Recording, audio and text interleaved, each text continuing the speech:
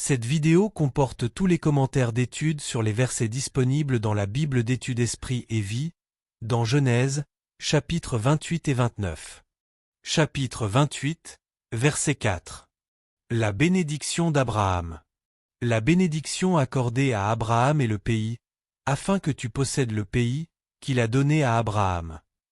Remarquez que lorsque Paul applique cela aux croyants du Nouveau Testament, la descendance d'Abraham, Galates 3 verset 29, il parle des bénédictions spirituelles plutôt que des possessions matérielles, en particulier de la promesse de l'Esprit que l'on reçoit par la foi, Galates 3 verset 14. Verset 12. Les anges de Dieu. La vision des anges suggère qu'ils jouaient un rôle important en ce qui concerne la protection et la direction de Dieu pour son peuple. Sous la Nouvelle Alliance, les anges sont également à l'œuvre dans la vie des chrétiens, voir chapitre 24 verset 40, note. Versets 13 à 15. L'Éternel se tenait au-dessus d'elle.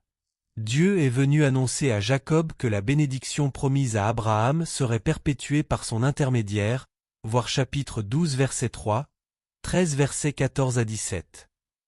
Cette bénédiction s'accompagnait de la promesse de la présence, de la direction et de la protection de Dieu.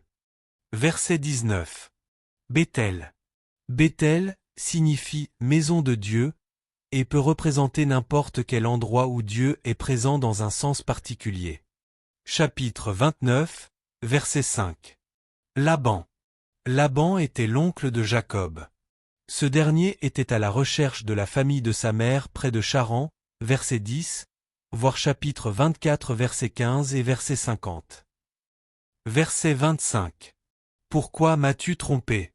Peut-être Dieu a-t-il permis que Jacob soit trompé par Laban et Léa afin de le punir et de lui faire prendre conscience de la douleur qu'il avait lui-même causée lorsqu'il avait trompé son père et son frère, voir chapitre 27. Nous devons réaliser que même si Dieu nous pardonne notre faute et nous accorde de nouveau sa faveur, il peut en même temps nous corriger pour ce péché, voir 2 Samuel 12 versets 7 à 14. Le principe de Dieu peut toujours s'énoncer ainsi, ne vous y trompez pas, on ne se moque pas de Dieu. Ce qu'un homme aura semé, il le moissonnera aussi, Galates 6 verset 7, voir Proverbe 22 verset 8, Osée 8 verset 7, 10 verset 12 à 13. Verset 28. Laban lui donna pour femme Rachel, sa fille. Le mariage de Jacob avec 2 sœurs s'opposait au décret que Dieu avait mis en place au moment de la création, selon lequel le mariage devait uniquement être l'union d'un homme et d'une femme, voir chapitre 2 verset 24, note, voir Exode 20 verset 17, Deutéronome 5 verset 21.